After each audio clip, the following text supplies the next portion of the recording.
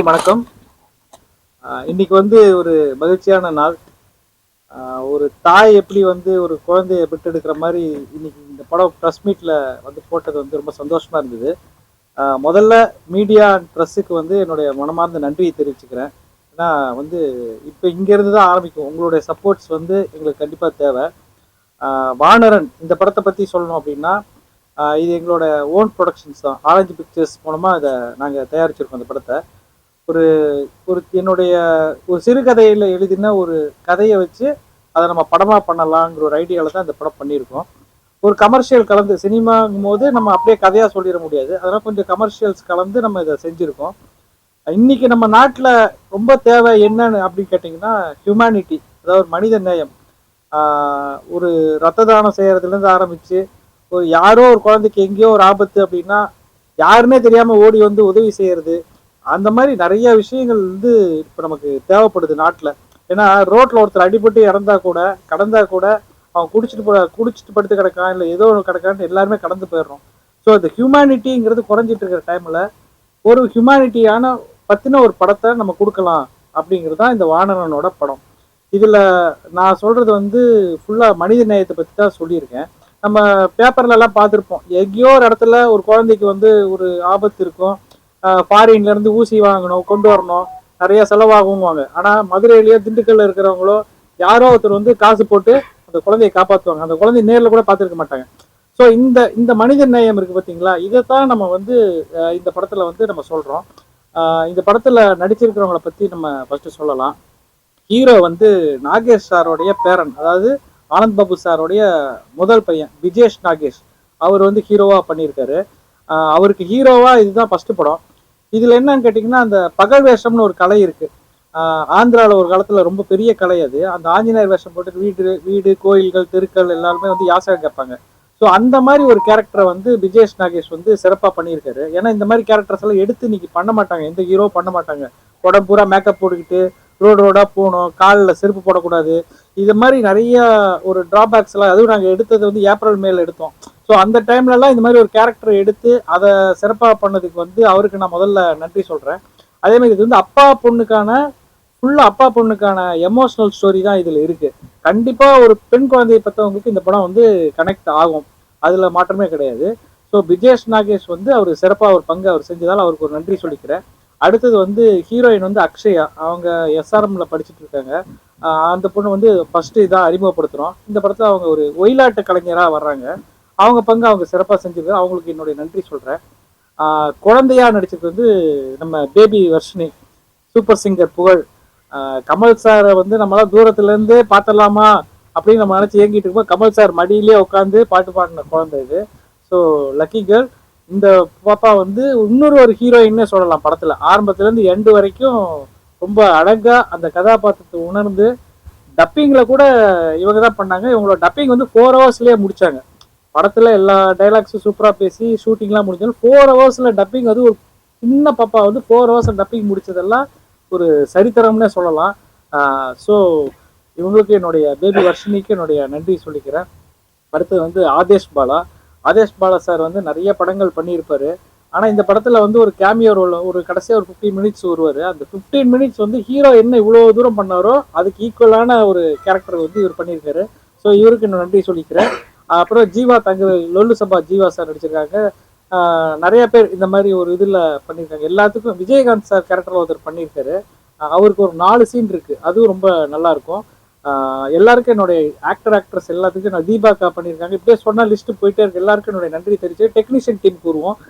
Music director Shahjahan, என்னோட film இன்ஸ்டியூட்லேருந்து இவங்கெல்லாம் நாங்களாம் ஒன்றா பயணிச்சுட்டு இருக்கோம். ஸோ இந்த படம் இவருக்கு லான்ச்சு. ஸோ நீங்கள் எல்லாருமே இவருக்கு சப்போர்ட் பண்ணணும். பாடல்கள் எல்லாம் 3 பாடல் கொடுத்துருக்காங்க. ஒன்று ஆஞ்சநேயர் சாங் பற்றி இருக்குது, ஒன்று லவ் சாங்கு, ஒன்று அப்பா பொண்ணு சாங்கு. ஸோ ரொம்ப நல்லா பண்ணியிருக்கேன். ஷாஜகானுக்கு என்னோட நன்றியை சொல்லிக்கிறேன். Master SL Balaji master. அவர் நிறைய படம் காதல் கோட்டையிலிருந்து அப்படின்னு நான் சொன்னேன்னா நான் அந்த காலத்து ஆளுன்னு கேட்பாரு, அதெல்லாம் சொல்லக்கூடாது அப்படின்னாரு. பட் ஆனால் அவரோட சரித்திரமே பெருசு. ரொம்ப நிறைய அச்சீவ்மெண்ட்ஸ் பண்ணிட்டு இப்போ ஆக்டிங் சைடில் வந்திருக்காரு. ஒரு ஹீரோவுக்கு சப்போர்ட்டாக ஒரு ரோல் பண்ணியிருக்காரு. ரொம்ப நல்லா பண்ணியிருக்காரு. அவருக்கு என்னுடைய நன்றியை தெரிவிச்சுக்கிறேன். அப்புறம் நம்ம கேமராமேன் நிரஞ்சந்தர் ஃபிலிம் இன்ஸ்டியூட், என்னோட ஃபிலிம் இன்ஸ்டியூட்டில் ஒன்றா படித்தவங்க. Editing with Jeeva. இதில் என்ன அப்படின்னா நாங்கள் எல்லாருமே ஒரு ஷார்ட் ஃபிலிம்ஸ் ஒரு 25 ஷார்ட் ஃபிலிம்ஸ் ஒன்றா எடுத்து ஒன்றாவே வந்தோம். சரி ஃபியூச்சர் ஃபிலிம் பண்ணும்போது யாரும் மாறக்கூடாது, அதே டீமோட தான் பயணிக்கணும் அப்படிங்கிறதுல உறுதியாக இருந்தேன். இப்போ தொடங்குற இந்த டீம் வந்து எல்லா படத்துலையும் இப்படி தான், நாங்கள் எவ்வளோ பெரிய ஹீரோஸ் போனாலும் இந்த டீம் தான் பயணிக்க போகிறோம். ஸோ எல்லாருக்கும் என்னுடைய நன்றியை தெரிவிச்சுக்கிறேன்.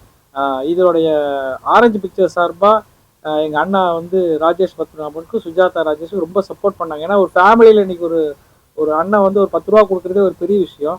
ஒரு ஒரு படம் எடுத்து கொடுக்குறாங்க அப்படிங்கிறது வந்து இந்த நேரத்தில் நான் வந்து நன்றி செய்யணும். என்னுடைய முதல் படம் டூ பண்ணிட்டு நான் கொஞ்சம் கேப் விழுந்துருச்சு. ஸோ ஃபேமிலி தான் எனக்கு சப்போர்ட்டாக இருந்து பேக்ட்ராப்பாக இருந்து இந்த படத்தை எடுக்கிறதுக்கு ஹெல்ப் பண்ணாங்க. ஸோ அவங்களுக்கு நான் வந்து என்னுடைய நன்றி சொல்கிறேன். அடுத்தது பார்த்தீங்கன்னா பிஆர்ஓ வெங்கட் சாருக்கு வந்து என்னுடைய நன்றி சொல்லணும். ஏன்னா ஒவ்வொரு படத்தை ஒவ்வொரு ஸ்டேஜ் வரும்போது அடுத்த கட்டத்துக்கு நோத்திட்டு போகிறது வந்து பிஆர்ஓஸ் தான். அவங்க இல்லைன்னா ஒன்றும் நம்ம இது பண்ண முடியாது. ஸோ அவருக்கு என்னுடைய நன்றி சொல்கிறேன். அதுக்கப்புறம் இந்த படத்தில் ஆடியோ லான்ச் டைமில் வந்து ஒரு ஹெல்ப் பண்ணார். பத்மா கந்தசாமி என்டர்பிரைசஸ் அப்படிங்கிற நிறுவனத்தில் வந்து மிஸ்டர் ராஜேஷ் சார்னு ஒருத்தர் வந்தார். அவரும் வந்து இந்த படத்துக்கு வந்து நல்லா சப்போர்ட் பண்ணியிருந்தார். ஸோ நம்ம வந்து அவருக்கு இந்த நேரத்தில் நான் என்னுடைய நன்றியை பதிவு செய்கிறேன். நீங்கள் எல்லாருமே ஃபேமிலியோட இந்த படத்தை பாருங்கள், எங்களுக்கு ஆதரவு கொடுங்க. ஒரு நல்ல ஒரு ஃபீல் குட் படத்தை பார்த்த ஒரு திருப்தி இருக்கும். ஒரு மலையாள படங்கள் மாதிரி தான், ஒரு சின்ன ஒரு ரொம்ப நேரம் எடுத்துக்கல. இந்த படம் 1 hour 35 minutes தான் ரன்னிங் ஆகும். ஆனால் அந்த 1 hour 35 minutesல உங்களுக்கான எமோஷன்ஸ் எல்லாமே கனெக்ட் ஆகும். ஒரு பெண் குழந்தை பெற்றவங்களுக்கு கண்டிப்பாக இந்த படம் வந்து பிடிக்கும். அப்படிங்கிறது இதான் இந்த படத்தோடைய ஸ்பெஷல். இப்போ இவங்க எல்லாமே சொல்லுவாங்க, நான் வந்து வேற படத்தை பற்றி ரொம்ப நானே சொல்லிக்க கூடாது. இவங்களுக்கெல்லாம் நான் நன்றி சொல்லிட்டேன். படத்தை பற்றி அவங்க சொல்லுவாங்க. தேங்க்யூ.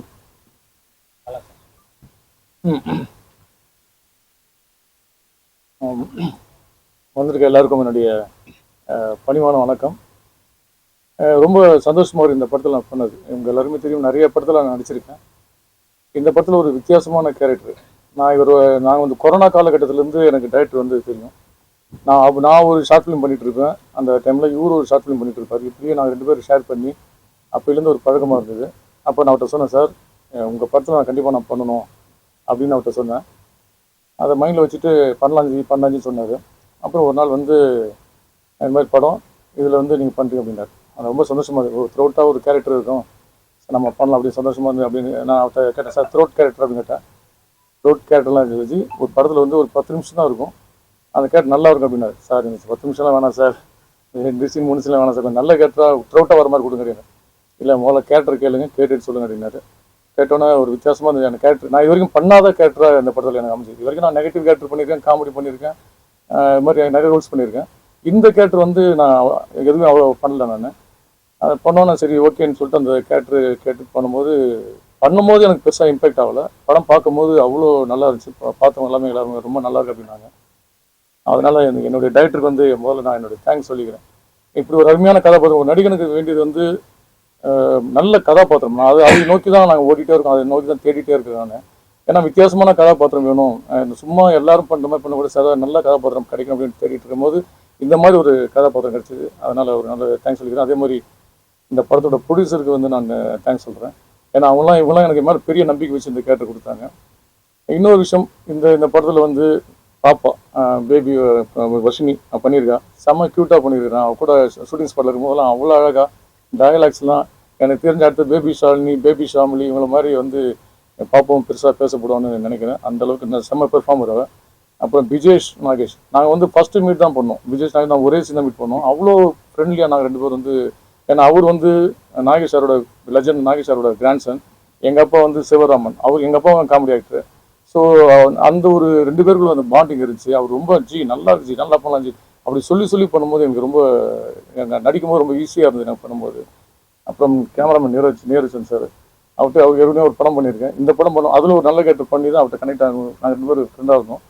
இந்த படம் பண்ணும்போது அவர் சின்ன படம்னாலும் பெரிய படம் மாதிரி ஒரு அழகாக கேமராவில் காட்டக்கூடிய ரொம்ப டேலண்டடான ஒரு கேமராமேன். அது கூட ஒரு பண்ணோம்.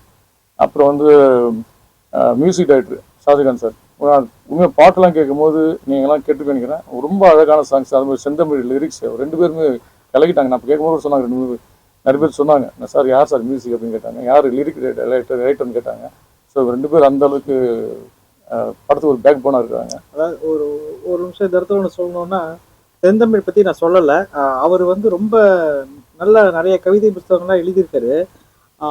இப்போதான் ஃபர்ஸ்ட் படம். நான் வந்து இந்த படத்தை வந்துட்டு சுச்சுவேஷன் சொன்னேன். ஃபர்ஸ்ட் ஒரு பாட்டு எழுதி கொடுத்துட்டாரு.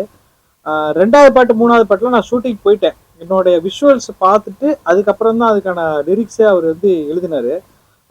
அதாவது எப்படி அவர்கிட்ட பாட்டு வாங்கினேன் அப்படின்னா, கொஞ்சம் இன்னைக்கு கொடுக்குறீங்களா, லிரிக் கொடுக்குறீங்களான்னு கேட்பேன். கேட்கும் போது சார் நான் அண்ணா நாளைக்கு கொடுத்துட்றேண்ணா, இப்போ கொடுத்துட்றேண்ணா, இப்போ கொடுத்துட்றேன், ஒன்று எனக்கு இன்னைக்குள்ள கொடுத்துருங்க, இல்லைன்னா நானே அதை 2 பாட்டு எழுதிடுறேன், பேனா எடுக்கிறேன் அப்படின்னா பயந்துட்டு அண்ணா நான் இல்லை இல்லை நானே கொடுத்துட்றேன்னான்னு சொல்லி இப்படிதான் மிரட்டி மிரட்டி தான் வந்து அவர்கிட்ட வந்து. ஏன்னா அவர் ஏற்கனவே ஒரு பாட்டை நான் எழுத சொல்லிட்டு ஒரு ஆல்பம்க்கு நானே எழுதிட்டேன் ஒரு பாட்டை. அந்த பாட்டு நிறைய யூடியூப்ல ஹிட் ஆகி போயிடுச்சு. ஸோ அண்ணன் விட்டா இந்த வாய்ப்பு எடுத்துருவாருன்னு சொல்லிட்டு அந்த மாதிரி பயன்படுத்தி தான் வாங்கினோம். ஆனால் ரொம்ப சிறப்பாக வந்து 2 பாட்டு 3 பாட்டும் படத்தில் அழகா பண்ணி கொடுத்தாரு. சரி. அப்புறம் டான்ஸ் மாஸ்டர் எனக்கு இந்த படத்துல தான் பழக்கம். அவரும் ஒரு அருமையான கேரக்டர் பண்ணி இதில் வந்து எல்லாருமே ஒரு 2 விஜயாந்த் சார் மாதிரி ஒரு கேரக்டர் எல்லாமே 2 சீன் தான் இந்த படத்தில் பண்ணியிருக்காங்க. ஆனால் எல்லாருக்கும் எல்லா கேரக்டருமே பெரிய இம்பாக்ட் இந்த படத்தில் இருக்கு. இன்னொரு நான் முக்கியமான விஷயம் சொல்ல வேண்டிய விஷயம்னா, இந்த காலகட்டத்தில் ஜாதி அதனால எவ்வளோ ஒரு பெரிய விஷயம் கொலைகள்லாம் நடந்துட்டு இருக்கு. அந்த மாதிரி நிறைய இடத்துல வந்து மனிதாபிமானமே இல்லாமல் நான் படிக்கிற காலகட்டத்திலலாம் வந்து என் பக்கத்தில் உட்காந்துருக்க என்னோட ஃப்ரெண்டு வந்து என்ன ஜாதின்னு எனக்கு தெரியாது. நான் வீட்டுக்கு போவேன், சாப்பிடுவேன், அவங்க என் வீட்டுக்கு வருவான், சாப்பிடுவாங்க, இந்த மாதிரி இருந்தது. ஆனால் இப்போ இருக்க காலகட்டத்தில் ஒரு விஷயமும் இன்னைக்கு வந்து ஜாதி வந்து இவ்வளோ அதாவது இப்போ வரும்போது பேச சொன்னேன், டெக்னாலஜி ஏற ஏற மனிதன் போய் இப்போ மனிதன் திருப்பி மிருகமாயிட்டானான்ற மாதிரி அந்த அளவுக்கு ரொம்ப மோசமாயிட்டு இருக்கு. இப்போ ரீல்ஸ் பண்ணும்போது அவங்க ஜாதி எல்லா பக்கமும் ஜாதி அவங்க ஒரு குரூப் போட்டு அப்படி போட்டு ஒரு மாதிரி அந்த மாதிரி போயிட்டு நேரத்தில் ஒரு மனிதாபிமானம் பேசுகிற படமா இந்த படம் வந்திருக்கு. இந்த படம் இப்போதைக்கு ரொம்ப ரொம்ப தேவையான படம் இது. ஏன்னா மனுஷனா முதல்ல மனிதன் மதிக்கணும். அதுக்கப்புறம் தான் ஜாதின்றது முகமூடி எல்லாம் மற்ற முகமூடிகள்லாம் அதுக்கப்புறம் தான். ஸோ அந்த நேரத்தில் இப்படி ஒரு அருமையான கதை கொடுத்த டேரக்டர் நான் உண்மையாக பாராட்டி சொல்லணும். அந்த மாதிரி ஒரு படம் இது. ஸோ மனிதாபிமானம் பேசுகிற படம். ஸோ அது நீங்கள்லாம் வந்து படம் பார்த்துருக்கீங்க. நீங்களாம் வந்து நல்ல இந்த சின்ன படத்துக்கு நல்ல கதை அம்சம் உள்ள படத்துக்கு நீங்களாம் ஆதரவு கொடுத்தீங்கன்னா இப்போ நிறைய படங்கள் சின்ன சின்ன கண்டென்ட் உள்ள படங்கள்லாம் நல்லபடியாக ஜெயிக்குது. அப்படிப்பட்ட நேரத்தில் இந்த மாதிரி இது வந்து நீங்கள் ஆதரவு கொடுத்தீங்கன்னா கண்டிப்பாக அந்த படம் மிகப்பெரிய வெற்றி பெறும் அப்படின்னு நம்புகிறேன். So thank you. அப்பா பேசுறியா? பாட்டு பாடிடுறியா? பேசுறியா? பாட்டாவே படிச்சிடுறியா? பாட்டு பாடிடுறியா? சின்ன பாட்டு பாடி. அவங்க பாடினாலே பேசுன மாதிரி தான். அதாவது எல்லாருக்கும் சேர்ந்து ஒரு ஒரு நல்ல பாட்டு. நீ பாட்டு பாடி.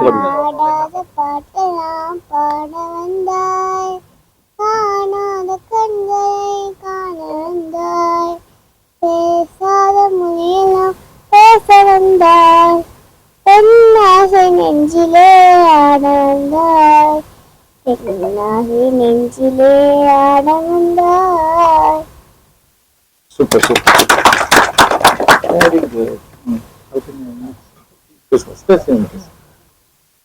எல்லாருக்கும் வணக்கம். இந்த படத்தை பத்தி சொல்லணும்னா, ஸ்ரீராம் இந்த படம் பிளான் பண்ணும்போது ஸ்டோரி ரெடி பண்ணும்போது எனக்கு சொல்லுவார், இந்த மாதிரி பண்ணலாம் ஐடியா இருக்கு அப்படின்னு சொல்லிட்டு. அப்போ ஸ்டார்ட் பண்ணி ஷூட்டு போகிறதெல்லாம் தெரியும். நான் ரொம்ப அழகாக ப்ரெசீஸாக பண்ணுவாருன்ற நம்பிக்கை எனக்கு நிறைய உண்டு ஸ்ரீராம். காரணம் என்னென்னா, பழைய ஷார்ட் ஃபிலிம் வந்து ஸ்ரீராம் கூட ஒர்க் பண்ணியிருக்கேன். நான் ஃபிலிம் இன்ஸ்டியூட்லேருந்து நாங்கள் ஒன்றா ட்ராவல் பண்ணோம். அப்போயே நாங்கள் டிப்ளமோ ஃபிலிமுக்கு நான் அந்த மியூசிக் பண்ணேன். நாங்கள் ஒன்றா ஒர்க் பண்ணோம். சவுண்ட் டிபார்ட்மெண்ட்டில் நான் இருந்தேன். அதனால ஸ்ரீராம் கிட்ட நிறைய அந்த ஷார்ட் ஃபிலிம் ஒர்க் பண்ணும்போது தெரியும் ஸ்ரீராம் எப்படி ஒர்க் ஆகும் அப்படின்னு. இல்லைன்னா கரெக்டாக சொல்லுவார், இந்த இடம்லாம் இப்படி இருக்கலாம் மியூசிக், இந்த இடம்லாம் இப்படி இருக்கலாம், ஆனால் இந்த கேப் இருக்குது, இங்கே ரொம்ப ஹெவியாக மியூசிக் வேணும் அப்படின்னு எல்லாமே தெளிவாக கேட்டு வாங்கிடுது. எதுவுமே இந்த டைலாக் போன இடத்துல இங்கே ஹெவியாக வேணாம், எல்லாமே கரெக்டாக எப்படி இருக்கணுமோ ஒரு பிளான்டாக கேட்டு ஒர்க் பண்ணுவாங்க. அதனால எனக்கு படத்தில் ஒர்க் பண்ணும்போது எனக்கு ரொம்ப கஷ்டமாக தெரியல, ரொம்ப ஈஸியாக தான் இருந்துச்சு. அது போல் சாங்கும் நாங்கள் ஏற்கனவே ஆல்பம் சாங் பண்ணியிருக்கோம். அது மட்டும் இல்லாமல் இந்த படத்துக்குமே எனக்கு சுச்சுவேஷன் சொன்னார். சொன்ன உடனே அதுக்கேற்ற மாதிரி நான் சாங் பண்ணி அது உடனே அதையும் ஓகே பண்ணிட்டோம் டியூன்லாம். அது எனக்கு ரொம்ப ஈஸியாக இருந்துச்சு இந்த படத்தில் ஒர்க் பண்ணும்போது. ஏன்னா பழகினதுனால ஒரே வேவ் லென்த்தில் ஒரே சிங்கில் இருக்கிறதுனால ரொம்ப ஃபாஸ்ட்டாக ஒர்க்கும் முடிஞ்சுது. அதே நேரத்தில் படம் ரொம்ப சூப்பராக வந்திருக்கு. நீங்கள் பார்த்துருப்பீங்க எல்லாரும், மீடியா பர்சன்ஸ்லாம். நீங்கள் தான் வந்து கண்டிப்பாக படத்துக்கு சப்போர்ட் பண்ணணும். எல்லாருமே நல்லா ஆக்ட் பண்ணியிருக்காங்க. டெக்னீஷியன்ஸோடைய ஒர்க்கும் உங்களுக்கு தெரிஞ்சிருக்கும். பார்த்து எப்படி இருக்குது கேமரா ஒர்க்கு, எப்படி பண்ணியிருக்காங்க, எடிட்டிங் எல்லாமே நீங்கள் பார்த்துருக்கீங்க. ஸோ நீங்கள் தான் இந்த படத்தை வந்து ஆடியன்ஸ் கிட்ட எடுத்துகிட்டு போய் சேர்க்கணும். லிரிக் பற்றி சொல்லணுன்னா, எனக்கு எப்படி ஸ்ரீராம் வந்து ரொம்ப அண்டர்ஸ்டாண்டிங் இருக்கோ அதே போல தான் லிரிக் ரைட்டர் செந்தமிழும். நாங்கள் நிறைய ஏறக்குறைய ஒரு 100-200 பாடல்களுக்கு மேலே ஒன்றா ஒர்க் பண்ணியிருக்கோம். அதனால் அவர்கிட்ட லிரிக் வாங்கும்போது எப்படி எப்படி வேணும்னு சொன்னாலும் அதுக்கேற்ற மாதிரி எழுதி தந்துடுவார். அதே நேரத்தில் கடைசி நேரத்தில் இது வேணாம், இந்த கரெக்ஷன் வேணும் அப்படின்னாக்கா எவ்வளோ தூரம் இருந்தாலும் அது கரெக்டாக அந்த நாங்கள் நினச்சது கிடைக்கிற வரைக்கும் அவர் போராடி அது வந்து எழுதி கொடுப்பாரு. அந்தளவுக்கு ஒரு ஹார்ட் ஒர்க்கரு. ரொம்ப அருமையாக வந்திருக்கு பாட்டும். இதில் பாடின சிங்கர்ஸ் பற்றி சொல்லணும்னா டூயட் சாங் இருக்குது. அது வந்து நளினி விட்டு ஒன்று பாடியிருக்காங்க. அவங்க வந்து ஏற்கனவே ஜோன்ற படத்தில் பாடியிருக்காங்க. அவங்க நிறைய சாங்ஸ் வந்து பாடியிருக்காங்க. அவங்களும் ரொம்ப ப்ரொஃபஷனல் மியூசிஷியன். அவங்க அப்பாவும் பெரிய மியூசிஷியன். அவங்களுடைய டாக்டர் அவங்க. எனக்கு ரொம்ப நாளாக அவங்க பழக்கம், ஒரு 30 வருஷத்துக்கு மேலே பழக்கம். அவங்களும் அந்த பாட்டு டூயட் சாங் பாடியிருந்தாங்க. கூட வந்து மேல் சிங்கர் பாடினவர் வந்து ஹரி ரவிநேஷன் சிங்கர். அவரும் வந்து என்னுடைய நண்பர் தான். அவரையும் இந்த படத்தில் பாடியிருந்தார். இன்னொரு பாடல் வந்து நான் பாடியிருக்கேன். அப்புறம் ஏர்டெல் சூப்பர் சிங்கர் ஃபரிதா அவங்க வந்து அதில் ஒரு சின்ன போர்ஷன் பாடியிருக்காங்க. அப்புறம் சமணராஜான்ற சிங்கர் வந்து இந்த ஆஞ்சநேயர் சாங் பாடியிருக்கார். அவர் கூட நானும் பாடியிருக்கேன். சமணராஜா அவரும் ரொம்ப அருமையான பாடகர். அவரும் ஏற்கனவே படத்துலலாம் நிறைய பாட்டு பாடியிருக்காரு. ஸோ இதுதான் எங்களுடைய இது ஒர்க்கு. அது மட்டும் இல்லாமல் ரீ ரெக்கார்டிங்லாம் வந்து பார்த்தீங்கன்னாக்கா நான் சொல்லியிருந்தேன் ஸ்ரீராம்கிட்ட, இதுக்கு வந்து கண்டிப்பாக எமோஷன் ரொம்ப அதிகமாக இருக்குது ஃபீல். கண்டிப்பாக நம்ம லைவ் போவோம் அப்படின்னு. சாங்க்குமே நிறையா லைவ் இன்ஸ்ட்ருமெண்ட் யூஸ் பண்ணோம். ரிதம் ப்ரோக்ராமிங் வந்து ஆண்ட்ரூசனை பண்ணியிருந்தாங்க. அப்புறம் வந்து ஃப்ளூட்டு கிரண் குமார் சார், அவர் ரஹ்மான் சார்லேருந்து நிறைய மியூசிஷியன்ஸ் இருக்குது, எல்லாருக்குமே வாசிச்சிருக்காங்க. ஸோ அவங்க தான் வாசித்தாங்க. இது எல்லாமே வந்து பண்ணிவிட்டு நம்ம அவுட்புட் வந்து ரொம்ப நல்லா வந்துச்சு. எனக்கு பிளான்டாக எனக்கு தெரியும் இந்த ஃப்ளூட் வந்தால் நல்லாயிருக்கும் அப்படின்னு ரொம்ப சொன்னேன் ஸ்ரீராம் கிட்ட. சரி ஓகே அதெல்லாம் ஃபுல்லாக போட்டு பண்ணிடலான்னு சொல்லிட்டு அதுக்கப்புறம் பண்ணோம். அதேமாதிரி என்னுடைய அண்ணன் இந்த படத்தில் எனக்கு பயங்கரமாக சப்போர்ட் பண்ணி ஒர்க் பண்ணாங்க. இந்த ஆர்ஆர் எல்லாமே நான் ஒரு லெவலில் எல்லாமே வாசித்து கொடுத்துட்டதுக்கப்புறம் மேலே எனக்கு எல்லாமே ப்ரோக்ராமிங் பண்ணி எல்லாமே ரெடி பண்ணி கொஞ்சம் மேலே ஹெல்ப் பண்ணி எல்லாமே ஒர்க்கு இவ்வளோ தூரம் பக்காவாக வந்திருக்கு. நீங்கள் தான் இதுக்கப்புறம் இதை வந்து ஆடியன்ஸ்கிட்ட எடுத்து போய் ரீச் பண்ணணும். இதுக்கப்புறம் இது உங்களுடைய பொறுப்பு. அனைவருக்கும் வணக்கம். இந்த படம் ஸ்கிரிப்ட் உருவாகிறதுலேருந்தே எனக்கு தெரியும். ஏன்னா நிறைய டிஸ்கஸ் பண்ணியிருக்கோம்.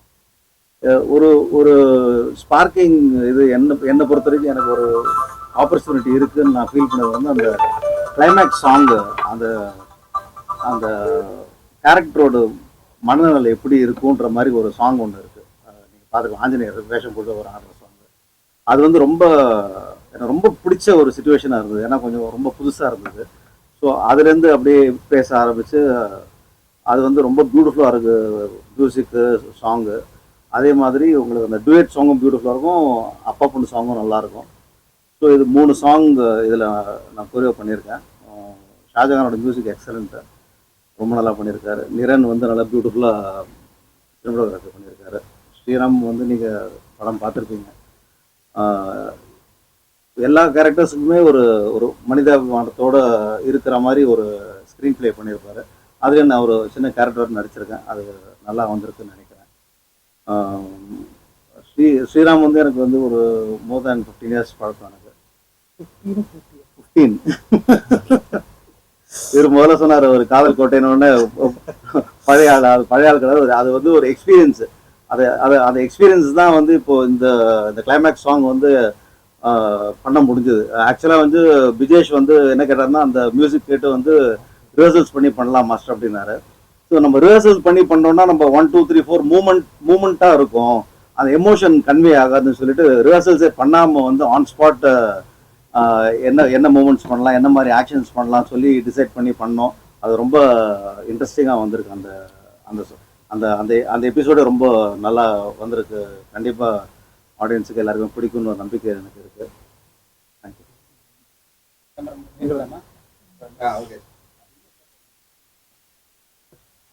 எல்லாருக்கும் வணக்கம். எனக்கு ஃபஸ்ட்டு படம் வாய்ப்பு கொடுத்தது ப்ரொடியூசருக்கும் டைரக்டருக்கும் நன்றி சொல்லுங்கள்.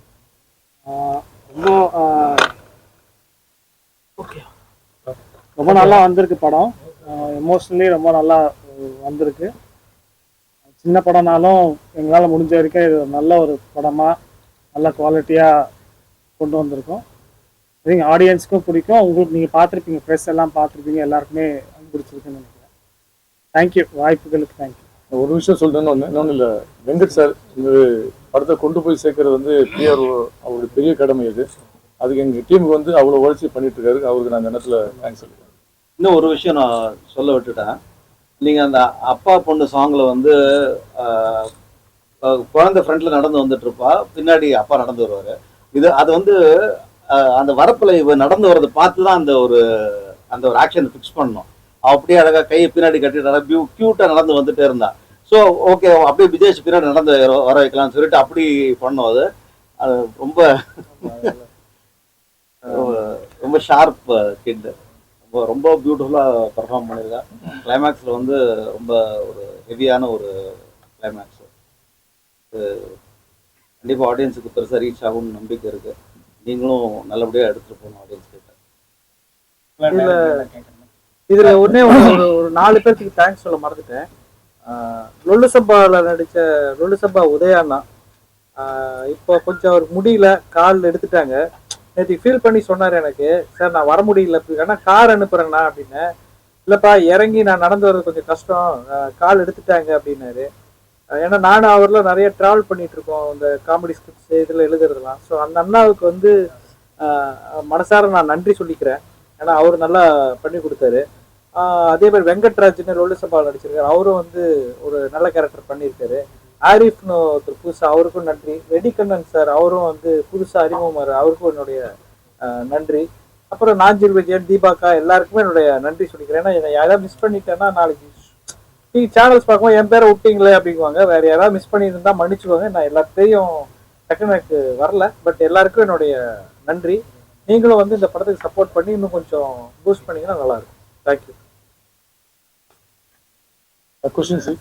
சார், படத்துல வந்து முஸ்லிம் சகோதரர் தான் ஹெல்ப் பண்ற மாதிரி காட்டியிருக்கீங்க, என்ன காரணம்? அது நான் சொன்னேன் இல்லையா, ஆரிஃப்னு ஒரு கேரக்டர் ஒருத்தர் நடிச்சிருக்காருன்னு சொன்னேன். ஆக்சுவலாக எனக்கு ஒரு தடவை ஒரு கஷ்டம் ஒன்று வரும்போது ஒரு சின்ன மணி, எல்லாத்துக்கும் வர ஒரு மணி ரொட்டேஷன்ஸுக்கு வந்து நான் அவர்கிட்ட ஃபோன் பண்ணி கேட்டேன். ஒரு அது தேவை வந்து 5000 தான், ஒரு 5 ரூபா இருந்தால் ரெடி பண்ணுடா அப்படின்னு. அவர் என்ன பண்ணிட்டாரு, அடுத்த 2 நாள்ல அங்கே மகாராஷ்டிராவில் இருந்தார். நான் வந்துடுறேன் ஸ்ரீராம், நான் வந்துடுறேன், ஊருக்கு வந்துடுறேன் அப்படின்னாரு. எதுக்கு 5000 ரூபாய்க்கு எதுக்கு மகாராஷ்டிராலேருந்து சென்னைக்கு வர, எனக்கு புரியல அப்படின்னு. அப்புறம் அவர் ஃபோன் பண்ணி நான் வந்துட்டேன், சொல்கிறேன் இப்போ சொல்கிறேன்ட்டே இருந்தேன். நான் அதுக்கு வேறு பக்கம் அரேஞ்ச் பண்ணி முடிச்சிட்டேன். திடீர்னு ஃபோன் பண்ணி என் ஒய்ஃப் எல்லாம் ஓகே சொல்லிட்டாங்க, நாளைக்கு நீங்கள் ஃப்ரீ தானே, நாளைக்கு இங்கே விழுப்புரம் பக்கம் வந்துருங்க அப்படின்னு. 5000 ரூபாய்க்கு எதுக்கு நான் விழுப்புரம் வரணும், என்ன பேசுகிறேன் எனக்கு ஒன்றும் புரியலன்ட்டு அவர்கிட்ட கேட்டேன். என்ன விஷயம், இல்லை நான் லேண்ட் எல்லாம் ரெடி பண்ணி சேல்ஸுக்கு ரெடி பண்ணிட்டேன், நீ வந்தேன்னா அப்படியே டாக்குமெண்ட்ஸ் அவங்க ஒருத்தவங்க சைன் பண்ணுவாங்க, அதை கேஷ் வாங்கி உங்கள்கிட்ட கொடுத்துட்றேன் அப்படின்னாரு. எனக்கு புரியல, என்ன சொல்கிறீங்க, நான் உங்கள்கிட்ட 5 ரூபா தானே. ஆமாம் 5னா 5 லட்சம் தானே அப்படின்னாரு. எனக்கு என்னன்னா, அவர் என் ஸ்கூலில் படிக்கல, என் ஃப்ரெண்டோட ஃப்ரெண்டு சார். இங்கே வந்து இங்கே இதுதான் நட்பு. ஒரு ஒரு ஒரு அவரு வேற, ஆனால் ஃப்ரெண்ட்ஸாக இருக்கும்போது அந்த மாதிரி எதுவுமே நம்ம பார்த்தது கிடையாது. ஆனால் அந்த மனிதாபிமானம் அந்த ஒரு விஷயம் எனக்கு உள்ளுக்குள்ளார ரொம்ப ஸ்ட்ராங்காக இருந்தது. ஹெல்ப்னு வந்துட்டா என்ன ஜாதி என்ன மதம் யாராக இருந்தால் என்ன, முதல்ல அவனை சேவ் பண்ணணுங்கிறது. இப்போ கூட அவர் வந்து அந்த ஒரு டச்சில் தான் இருக்காரு. ஸோ எனக்கு அது ஒரு வேளை பாதிச்சு அந்த அந்த மாதிரி ஒரு கேரக்டர் வைக்கிறதுக்கு தோணியிருக்கலாம். நீ சொன்னது பாப்பா பேசணுமா? பேசு சொல்லுமா. எப்படி பண்ணேன்? சரி, இப்ப பாட்டுல விட்டீங்களா? டிவில வருவீங்க, இப்ப சினிமால பெரிய சீரியல்ல பாத்தீங்க, எப்படி இருந்தது உங்களுக்கு? சூப்பரா இருந்தது. டாடி மம்மி என்ன சொன்னாங்க? அவன் ஃபீல் ஆயிட்டா, ஃபீல் ஆகி அப்பக்கம் பின்னாடி போயிட்டாங்க. அப்படி கடைசியில் படம் பார்த்து முடி போச்சு. என்னாச்சு சொல்லு. குழந்தை அவளுக்கு என்ன தோணுச்சோ தெரியல. எப்படி பண்ணிருக்கேன் படம் வந்து ஆமா சார், நான் அதுதான் சொன்னது. அந்த அந்த இப்போ அந்த இவரு ஒரு காமெடி ஆக்டர் ஒருத்தர் கொட்டாச்சி சாரோடைய பொண்ணு கொஞ்ச நாள் வந்தாங்க, பெருசாயிட்டாங்க. ஸோ அந்த கேப் இருக்கு. இவங்க வந்து வந்தாங்கன்னா பேபி ஷாலினி அவங்க அந்த டைம்ல பண்ணாங்கன்னா அந்த இடத்துக்கு வரலாம். நல்ல ரீச், நல்ல ஒரு பாட்டு உடனே கேட்ச் பண்ணி உடனே பிரசன்ட் பண்றான். அதான பெரும். இல்ல இவங்களுக்கு வந்து இன்னைக்கு கேமராமேனுக்கும் கேமரா டிஓபி நல்லா அது இருக்கு. இவங்களுக்கு கேமராமேன் செட் ஆகுது. படத்துக்கு ஏன் ஹீரோ வரல இந்த இது? இல்ல சார், ஆக்சுவலா அவர் நிறைய இன்டர்வியூஸ் எல்லாம் கொடுத்துட்டு இப்ப அவர் வந்து நாவல் எழுதுறாரு சார். அவரோட தொழில, அதாவது இது வந்து படத்துல நடிக்கிறது ஒரு பக்கம், ஒரு இதுல அந்த இங்கிலீஷ் நாவல்ஸ் எல்லாம் எழுதி கொடுப்பாங்க இல்லையா, அதெல்லாம் வந்து அவர் எழுதி கொடுத்துட்டு இருக்காரு. இப்ப ஒரு டைட் ஷெட்யூல்ல ஒரு பெரிய இது முடிச்சு கொடுக்கணும் போல. ஆனா ஒரு ரவுண்ட்ஸ் மாதிரி இப்போ முந்தானத்துக்கு 4 மணிக்கு எனக்கு விடிய காத்தால மெசேஜ் போட்டுருது, அண்ணா தப்பா நினச்சிக்காதீங்கன்னா ஃபுல் ஃபோக்கஸ்ல தான் டிராவல்ல இருக்கேண்ணா நான் அப்படின்னு. சரி, ஆல்ரெடி ஒரு 10 இன்டர்வியூ கொடுத்துட்டாரு கூட வந்து.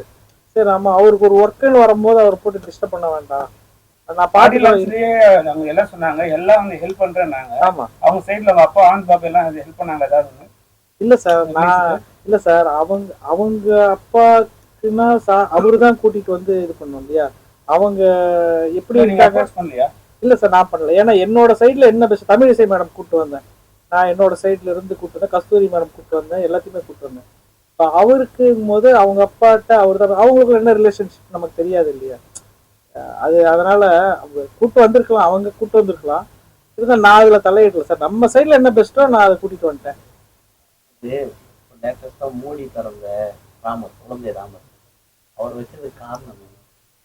இந்த படம் ஆரம்பிக்கும் போது சார், அதாவது ஷூட்டிங் ஆரம்பிக்கும் போது அந்த கோயில் ஓப்பன் பண்ணாங்க, அங்கே அயோத்தியில் வந்து கோயில் ஓப்பன் பண்ணாங்க.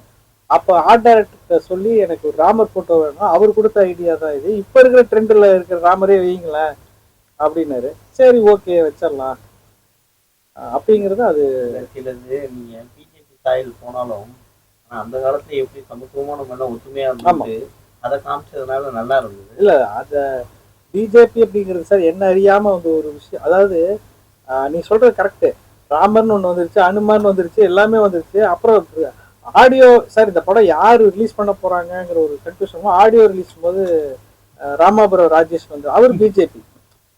ஆக்சுவலாக இப்போ வந்து நாங்கள் தான் ஓட் ரிலீஸ் பண்ணுறோம், அவர் ஃபண்ட் கொடுத்துட்டாரு. பட் நாங்கள் தான் இதை வந்து இப்போ மீதி ஃபண்ட்ஸ் போட்டு நாங்கள் தான் ரிலீஸ் பண்ணுறோம். பட் ஆனால் அவர்லாம் வரும்போது தான் நான் யோசித்தேன், இன்னும் சாயல் அப்படியே பயங்கரமாக போகுதே ஒரு மாதிரி. பட் ஆனால் படத்துல வந்து நம்ம எந்த விதமான யாரையும் எதையுமே புண்படுத்தாம ஒரு ஒரு விஷயத்தை ஹேண்டில் பண்ணிருக்கோம்.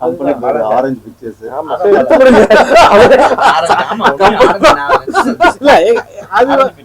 ஆமா, ஆமா, ஆமா, ஆமா. இல்ல, எங்க அண்ணா வந்து ப்ரொடியூஸ் பண்ணாரு. அவருக்கு ஆக்சுவலா பிஜேபி சைட்ல அவருக்கு இன்ட்ரெஸ்ட் அதிகம். அப்ப நான் வைக்கும் போதே நான் சொன்னேன், ஆரஞ்சு பிக்சர்ஸ் வச்சு கேட்க மாட்டாங்களான்னு. இல்ல அதெல்லாம் கேட்க மாட்டாங்க. இப்ப நான் இந்த இன்டர்வியூ போயிட்டு அவர்கிட்ட சொல்லணும், அவர் துபாயில இருக்காரு, சொல்லணும் கேட்டாங்க பத்தியா அப்படி இருக்க. அனுமானுக்கும் ராமருக்கும் மியூசிக் போட வச்சிங்க பாத்தீங்களா ஷாஜகான. ஆமா, விஷயம். ஆமா, அவரும் அதை உள்வாங்கி எவ்வளவு அழகா பண்ணிருந்தாரு. அந்த வானரம் நல்லா பண்ணிருந்தாரு, பண்ணிருந்தாரு.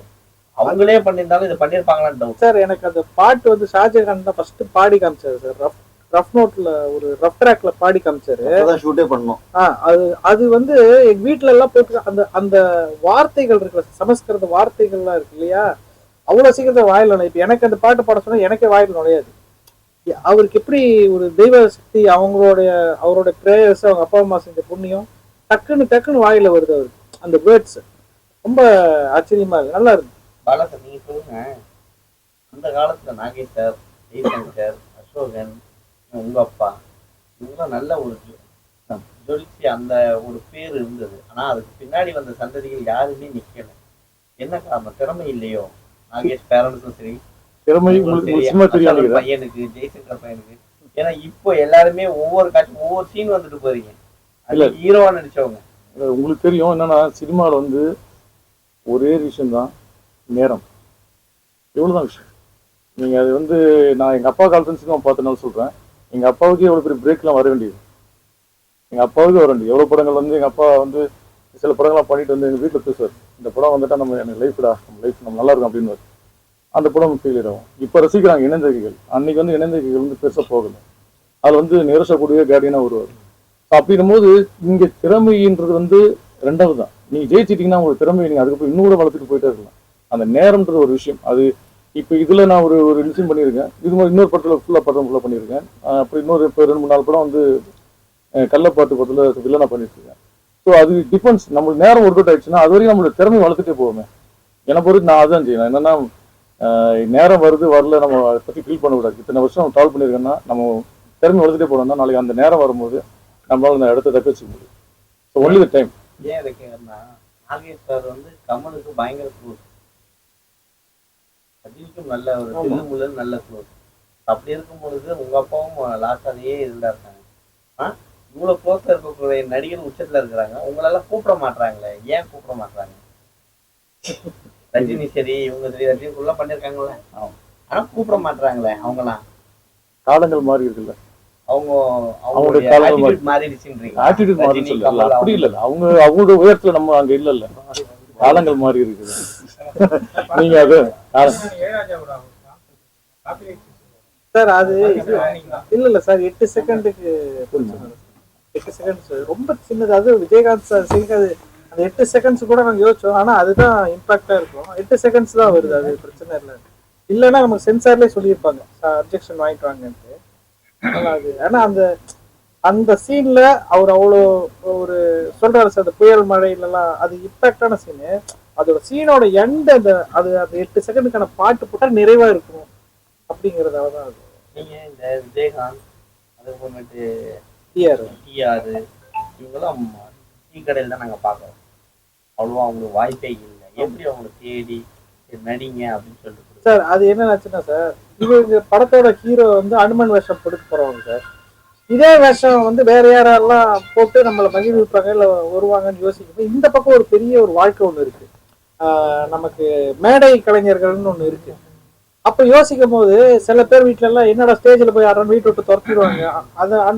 அதெல்லாம் அப்படியே ரீகலெக்ட் பண்ணிக்கிட்டே இருக்கும்போது இந்த மாதிரி ஒரு கேரக்டர் வச்சா என்ன, சினிமால இவங்களெல்லாம் நமக்கு காட்டலையே, இந்த மாதிரி ஒரு பதிவு பண்ணலையே அப்படின்னு. அப்ப இவங்கெல்லாம் திருவிழாவுக்கு போகும்போது இவங்கெல்லாம் ஃப்ரெண்ட்ஸ் ஆயிட்டாங்கன்னு சொல்லி கனெக்ட் பண்ணிக்கலாம் அப்படின்னு சொல்லிட்டு தான் அந்த விஜயகாந்த் சார் டிஆர் சார் மாதிரி கேரக்டர்ஸ் எல்லாம் வச்சோம். ஆக்சுவலா விஜயகாந்த் சார்ல ஃபர்ஸ்ட் நாமக்கல் எம்ஜிஆர் ஒருத்தர் நடிக்கிற மாதிரி தான் இருந்தது.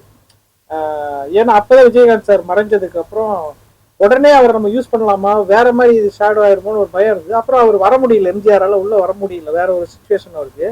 அப்பதான் டக்குன்னு இவரை கூப்பிட்டோன்னு இமீடியட்டா வந்து நடிச்சு கொடுத்துட்டு போனார். இப்போ அதுதான் எங்களுக்கு ரொம்ப பிளஸ்ஸா இருக்கு. ஹெல்பிங் மைண்ட்னா எம்ஜிஆர் விஜயகாந்த் மட்டும் தான், வேற யாரும் இல்லையா? இருக்காங்க சார். ஆனா நம்ம ஒரு லிஸ்ட் போட்டு டக்குன்னு இப்ப சார் இருக்க சார் ஒரு சினிமாவில் ஒரு 5 பேர்த்த சொல்லுங்க சார் அப்படின்னா முதல் வர்றது எம்ஜிஆர் விஜயகாந்த் இதான் வரும். நமக்கு தெரிஞ்சு வெளியில சார் ஜெய்சங்கர் சார் சூப்பரா பண்ணியிருக்காரு. ஆனா நமக்கு வந்து தெரியறது வெளியில தெரியறது அப்படிங்கிறது ஒரு சினிமா தெரிஞ்சவங்களுக்கு தெரியும். ஜெய்சங்கர் சார் வந்து ஹெல்ப் பண்ணியிருக்காரு. அதை தாண்டி கொஞ்சம் பேர் தெரியும். வள்ளல்கள் அப்படின்னா இவங்களதான் நம்ம பதிவு பண்ணியிருக்கோம்.